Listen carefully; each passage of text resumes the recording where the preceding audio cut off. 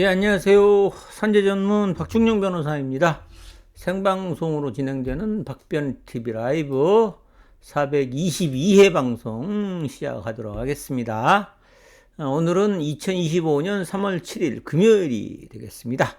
박변TV에서는 매주 월요일, 수요일, 금요일 저녁 9시부터 산재 상담 방송을 라이브로 진행하고 있습니다.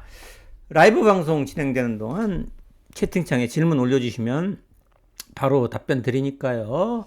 질문들 많이 올려주시기 바랍니다.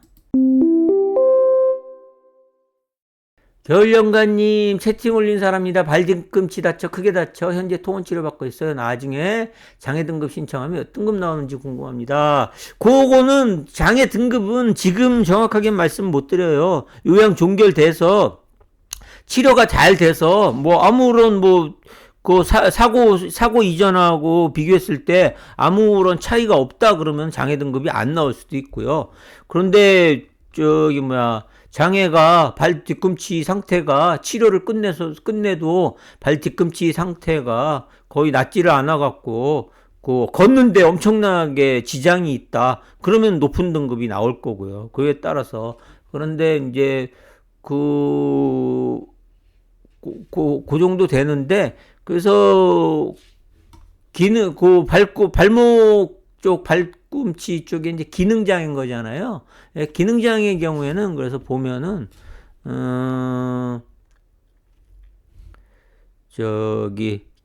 일반적인 기능장애가 남는 경우, 일반적인 기능장애가 남는 경우, 예, 요런 경우에는 이제 12급이고요. 그래서 아니면은 이제 아예 그 발목을 그냥 못 쓰게 될 정도 됐다 그러면 8급 정도 되고요. 그래서 8급에서 최대 8급에서 최저 12급까지. 근데 완전히 발 뒤꿈치가 이제 다 나서 이런 관절 기능에 장애가 없고 발목 움직이는데 아무런 문제가 없다. 이 관절 기능에 장애가 안 남는다. 그러면은 12급도 안 될 거고, 그 정도 되면은 동통장애만 남은 정도다. 그러면은 14급이 될 수도 있고요. 근데 그 장애 상태에 따라서 다르기 때문에 정확하게 말씀은 못 드려요. 그래서 어쨌든 그 관절이 다리 관절 이제 3개 중에 1개 관절에 이상 있는 경우는 최고 8급에서 최저 12급, 요거 이제 장애가 남는 경우 상태에 따라서.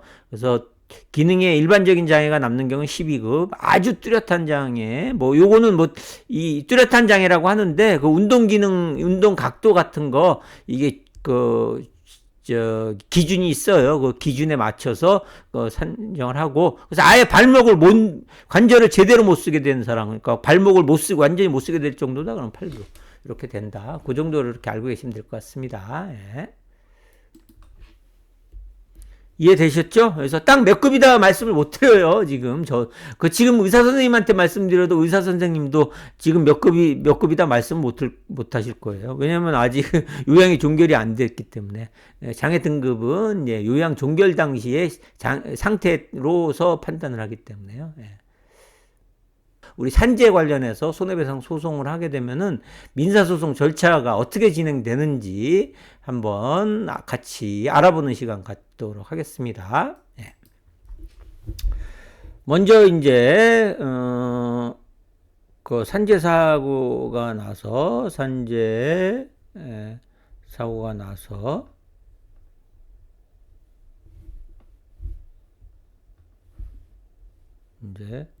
산재 신청을 하겠죠.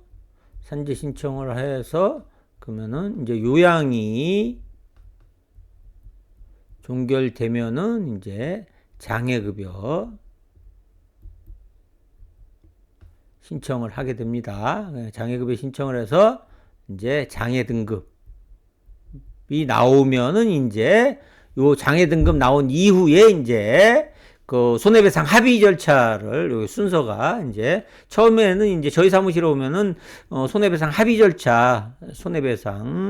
절차부터 한번 진행을 합니다. 합의 절차. 그래서 사업주랑 이게 이제 뭐 다른 말로 근제합의라고도 하죠. 회사가 근제에 가입된 경우에는 근제합의 절차를 뭐 진행을 하고, 요게 이제 안 됐을 때 결국은 어떻게 돼요? 결국은 합의가 안 됐으면 결국은 이제 민사소송을 진행을 해야 돼요. 그 민사소송을 이제 진행을 하게 되는데, 요 민사소송 절차가 어떻게 되느냐라고 하면은, 먼저 저 민사소송을 의뢰를 하겠죠. 의뢰를 하면은 먼저 이 소장, 이제 원고가 우리 이제 제해자분이 원고가 되겠죠. 제해자분이 이제 원고가 되겠죠. 그러면은 요 원고를 대신해서 이제 변호사가 이제 그 소송을 진행합니다. 그래서 요 측을 이제 원고 측이라고 해요. 그냥 원고 측. 예. 그래서 원고 측에서 먼저 법원에 소장이란 걸 냅니다. 민사소송 소장. 그래서 손해배상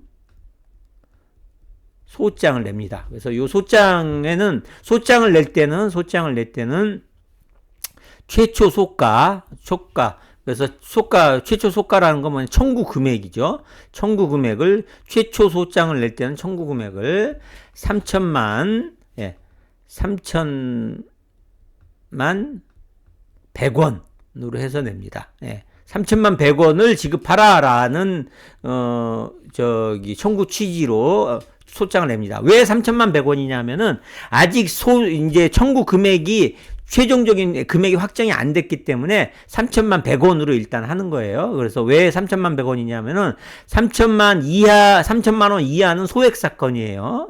그래서 소액 사건 재판이 안 되게 하기 위해서 3천만 100원을 소가로 해갖고 소장을 일단 냅니다. 이렇게 소장을 낼 때 이제 소장을 낼 때는 이제 인지대랑 송달료가 필요합니다. 인지대랑 송달료. 그래서 요 인지대는 소가에 비례해서 인지대를 내기 때문에 일단 처음에 내는 인지대는 3천만 100원에 해당되는 인지대를 내요. 그러면 한 12만 원 정도 될 겁니다.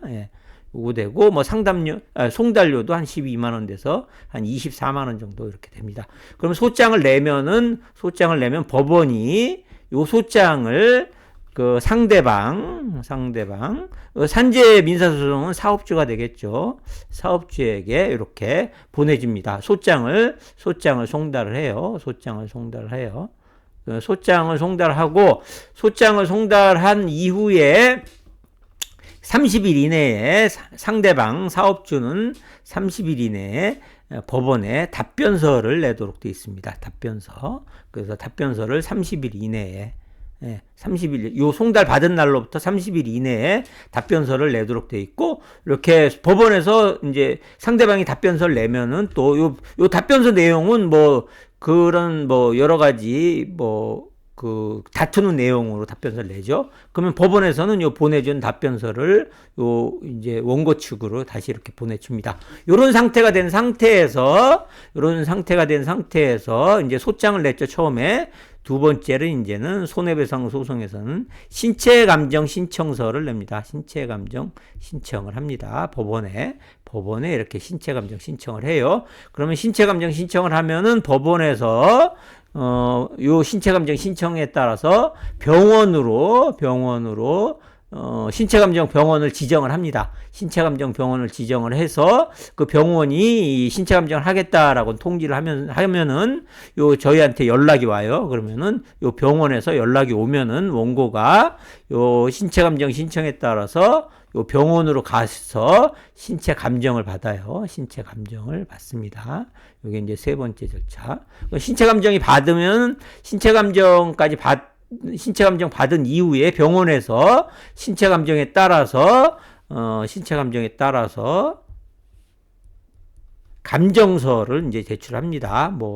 그 감정서를 제출해요. 그러면 요 신체 감정서에 따라서 여기는 이제 노동능력 상실률 뭐 몇 퍼센트 요런 것들이 나와 있어요. 이 신체 감정서에. 그럼 요거에 따라서 감정서의 내용에 따라서 최종적으로 손해배상액을 확정을 해서 처음에는 3천만 100원이었죠. 여기서 이 청구 취지를 변경을 합니다. 청구 취지를 변경을 합니다. 청구 취지 변경서를 제출합니다. 그래서 청구 취지 변경서를 요 신체 감정서 내용에 따라서 청구 취지 변경서를 작성을 해서 이제 법원에 제출합니다. 그럼 법원에서는 또 이제 이에 맞춰서 요 청구 취지 변경서를 또 상대방한테 보내주고요. 그럼 상대방은 요 청구 취지 변경서에 대한 의견서를 또 보내고 이런 식으로 서면이 왔다가 어느 정도 청구 취지 변경을 통해서 청구 취지까지 변경을 하면은 그래서 요때 청구 취지 변경할 때는 소가는 최초 소가 3천만 100원이었는데 만약에 이제 노동력 상실률에 따라서 뭐 6천만 원이 뭐 나왔다. 그럼 6천만 원을 변경을 하고 요때 이제 추가적인 인지대를 더 내요. 그래서 3천만 100원 할 때 한 12만 원 인지대를 냈잖아요. 그러니까는 요 6천만 원이 됐으니까 3천만 원에 해당되는 인지대 빼고 나머지 3천만 원에 대한 인지대 12만 원은 이제 추가적으로 요때 더 내게 됩니다. 요런 식으로 해서 청구 취지 변경하고 그에 맞춰서 상대방이 청구 취지에 대한 이제 반대 준비 서면하고 했을 때 어느 정도 됐다 하면은 법원에서 이제 변론 기일을 열어요. 그래서 이제 변론 기일을 열고 그러니까 재판을 여는 거죠. 이제 어느 정도 청구 취지 변경까지 되면은 그래서 재판을 연 상태에서 법원에서 이제 어느 정도 정리가 됐다 그러면은 그 한 달 변론 기일 열고 한 1개월 정도 지나고 난 다음에 이제 판결하게 됩니다. 이렇게 판결을 하거나 아니면은 판결하기 전에 뭐 조정을 할 수도 있어요. 그거는 이제 어쨌든 법원의 판사에 따라서 달라요. 조정 여부는. 그래서 그건 조정이 됐든 하여튼 뭐 화해공고 결정이 됐든 요 청구 취지, 신체 감정 내용에 따른 청구 취지 변경이 있는 다음에 조정이나 화해공고 결정도 이루어진다. 그래서 조정이나 화해공고 결정에 따라서 안 되면 최종적으로 법원의 판결이 이루어진다. 이렇게 알고 계시면 될 것 같습니다. 그래서 이런 식으로 산재 민사소송 절차는 이런 식으로 진행이 된다. 이게 대략적으로 간략하게만 설명을 드린 거예요. 그런데 이게 이제 조금 더 세부적으로 뭐 증인 신문을 할 수도 있고 또 뭐 변론기일이 이제 뭐라 그래요? 그 증거 관련돼서 필요에 따라서는 뭐 어디 다른 곳에 그 증거 신청 같은 걸 할 수도 있고 아니면은 또 의사의 신체 감정이 뭐 미흡한 부분이 있다 그러면 사실조회도 해야 되고 하여튼 그런 세부적인 또 다른 이제 소송 절차 과정이 있는데 그런 것들은 격까지 다 빼고 가장 기본적인 것만 이렇게 말씀을 드렸습니다. 그래서 이런 식으로 이루어진다고 알고 계시면 될 것 같습니다. 예. 자, 오늘은 여기까지 하도록 하겠습니다. 그러면은 주말 잘 보내시고 다음 주 월요일 날 또 9시 이 시간에 찾아뵙는 것으로 하겠습니다. 예. 지금까지 산재 전문 박중영 변호사였습니다. 감사합니다.